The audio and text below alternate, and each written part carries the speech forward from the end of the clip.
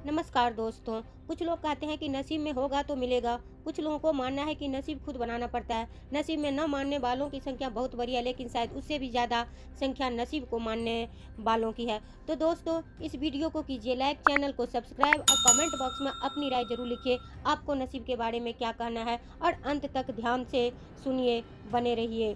दोस्तों, कई साल पहले 3 दोस्त हुआ करते थे। दीपक, राजू और श्याम से तीनों के नाम थे। दीपक और राजू अच्छे खास धनवान परिवार से ताल्लुक रखते थे। श्याम बेहद गरीब और साधारण परिवार का था। पैसों के मामले में इतनी असमानताएं होने के बावजूद तीनों की दोस्ती ऐसी थी कि वह एक दूसरे के लिए कुछ भी करने के लिए तैयार हो जाते थे। दोनों धनवान दोस्तों ने अपने गरीब दोस्त की परिस्थिति बदलने के लिए इसकी कई बार मदद की थी, लेकिन उसकी परिस्थिति में कोई भी बदलाव नहीं होता था। वह कहते हैं ना कि समय से पहले और नसीब से ज़्यादा किसी को कुछ नहीं मिलता। बस ऐसा ही कुछ श्याम के साथ होता था।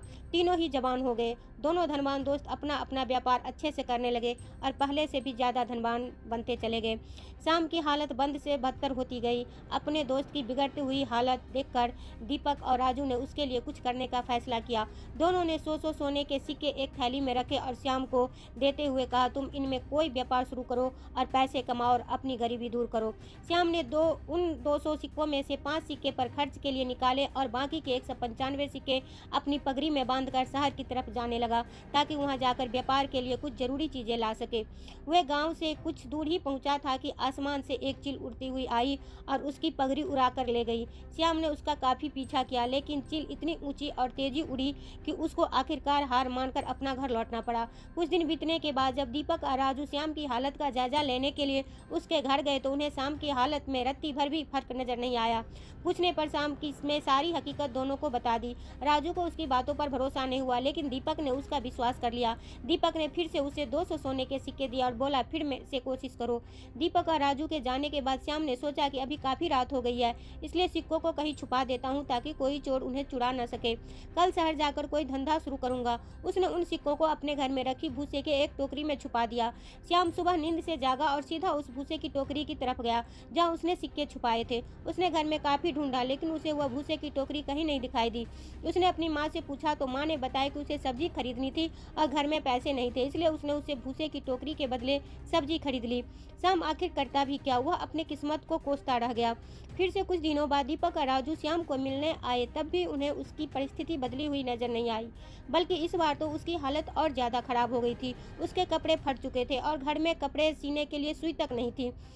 दीपक और राजू के पूछने से पहले ही श्याम ने अपने साथ घटित हुई घटना के बारे में सब कुछ सच सच दोनों को बता दिया।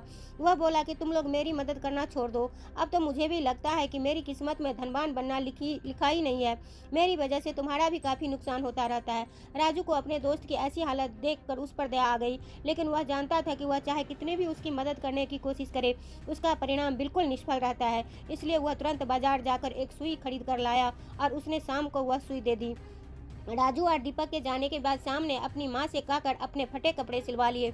उसी रोज उनके पड़ोस में रह रहे मछुआरे की बीवी उनके घर आई और सुई मांगने लगी। वह बोली, मेरी पति को मछलियाँ पकड़ने जाना है, लेकिन हमारा मछली पकड़ने का जाल कई जगह से फट चुका है। अगर आपके पास सुई है तो मेरी मदद कर दीजिए।